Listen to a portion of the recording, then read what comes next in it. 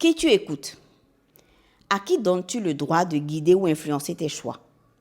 Qu'a réellement accompli cette personne pour se permettre de te conseiller? Est-ce que cette personne est la mieux placée pour t'orienter?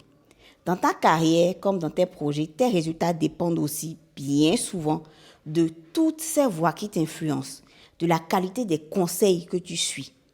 Si tu passes ton temps à écouter ceux qui n'ont jamais rien réalisé, qui n'ont pas réalisé les ambitions que toi tu as, si tu te laisses influencer par des gens qui critiquent toutes les initiatives, mais eux-mêmes ne construisent rien du tout, si tu accordes du crédit à ceux qui théorisent beaucoup, mais qui n'ont aucune preuve concrète de leurs propos, ne t'étonne pas de tourner en rond.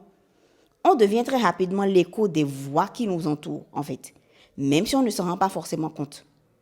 Par exemple, malgré tout leur amour, toute leur bonne volonté, tes parents qui ont été salariés jusqu'à la retraite, sont-ils les meilleurs guides pour te donner des clés pointues en entrepreneuriat?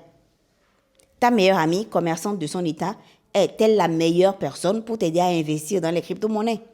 Question. Parents, amis, influenceurs préférés, professeurs, podcasteurs, coachs, pasteurs, c'est pareil. Écouter le mauvais guide peut te coûter des années de temps perdu, des opportunités envolées, souvent même de l'argent, beaucoup d'argent. Alors qu'écouter le bon peut littéralement changer la trajectoire et la vitesse dans un domaine précis. Choisis tes mentors comme tu choisirais un copilote pour un vol de nuit, par exemple. Tu ne veux pas seulement quelqu'un de gentil, de bienveillant, non. Tu veux quelqu'un qui connaît la route, déjà, qui a l'expérience de plusieurs dizaines d'heures de vol et qui maîtrise vraiment le domaine dont il est question. Parce que le succès ne dépend pas seulement de ton travail. Ça dépend aussi de qui te pousse à travailler d'une certaine manière.